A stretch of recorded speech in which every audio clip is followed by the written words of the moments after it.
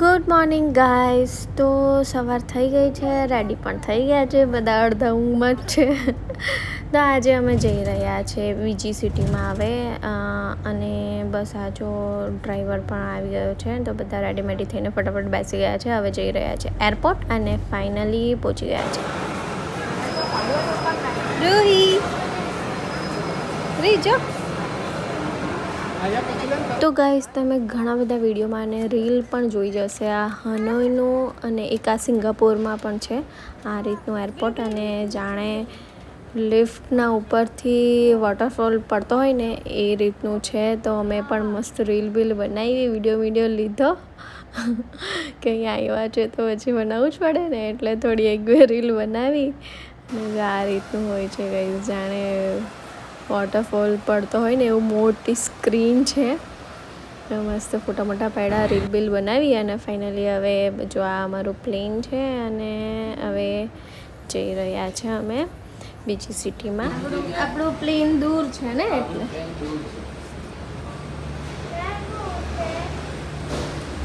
ઉચકવાનું.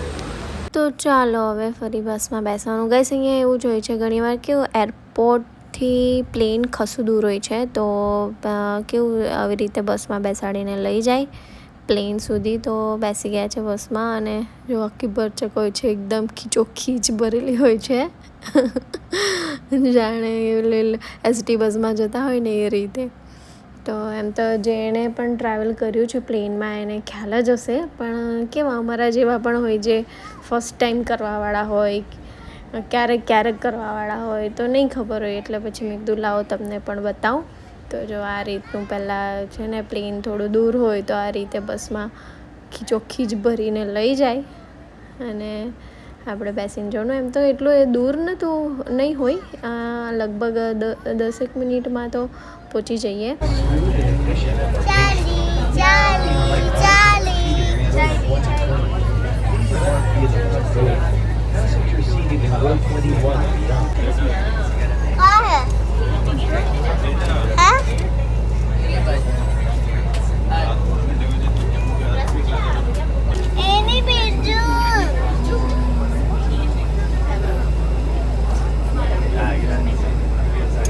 અને ફાઇનલી બેસી ગયા છે પ્લેનમાં. અમે પહેલાં બેસ્યા છે એટલે ખાલી છે, હજી આવે છે બધા, ફૂલ થઈ જશે. અને કેવું સામાન લઈને ચડવાનું હતું ને એટલે પછી મેં ડાયરેક્ટ પ્લેનમાંથી વ્લોગ બનાવ્યો. તો મસ્ત બેસી ગયા છે, બધા પેસેન્જરો પણ આવી રહ્યા છે. ધીમે ધીમે પ્લેન ભરાઈ રહ્યું છે. તો ચાલો હવે પ્લેનની મજા પણ લઈએ, કેમ કે આપણા જેવા મિડલ ક્લાસ લોકો હોય તો પ્લેનમાં આપણે પેલું શું ફરવા કરતાં તો પ્લેનમાં બેસવાનું વધારે પેલું શોખ હોય. Weather forecast and perspective is ready.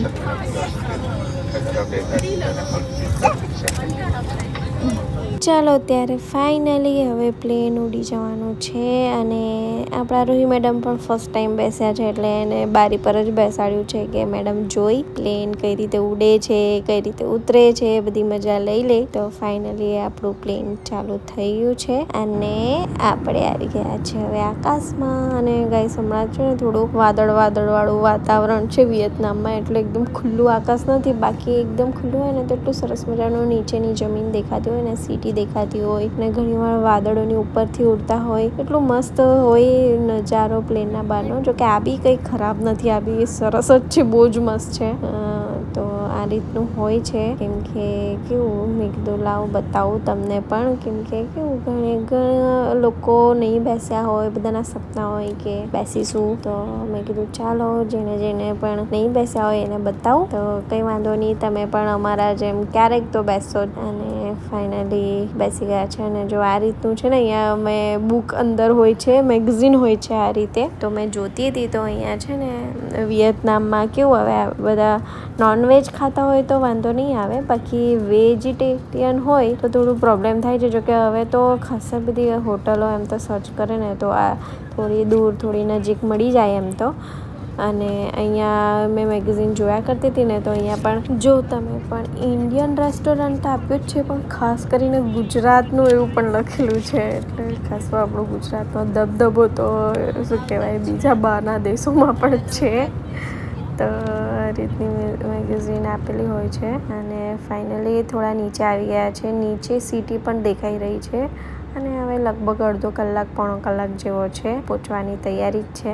અને આ જો નીચેની સિટી દેખાઈ રહી છે. મસ્ત લેક જેવું કંઈક છે, તળાવ જેવું કંઈક દેખાઈ રહ્યું છે. અને થોડું શું કહેવાય વાદળ છે એટલે એટલું ક્લીન નથી દેખાતું, પણ જે બી છે મસ્ત જ છે. જો પહાડો પણ આવી ગયા છે એટલે હવે લગભગ ખાસા નીચે આવી ગયા છે. હવે ઉતરવાની તૈયારી જ છે.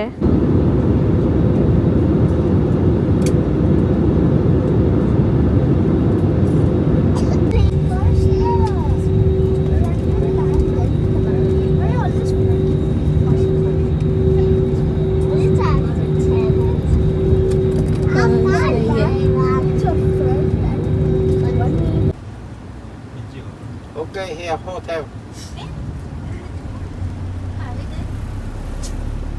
हाथ पड़ा बोतल लगाई दे.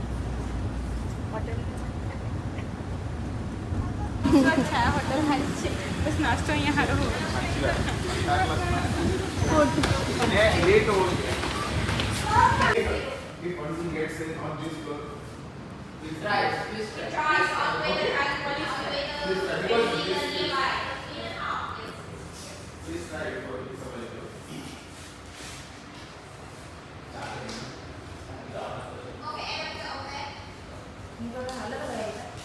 તો થોડું આરામ કરીને બાજુમાં જ મસ્ત બીચ હતો એટલે પછી અમે મસ્ત રેડીમેડી થઈને નીકળી આવ્યા છે. ચાલો થોડી વાર બીચ પર જ મજા માણીએ.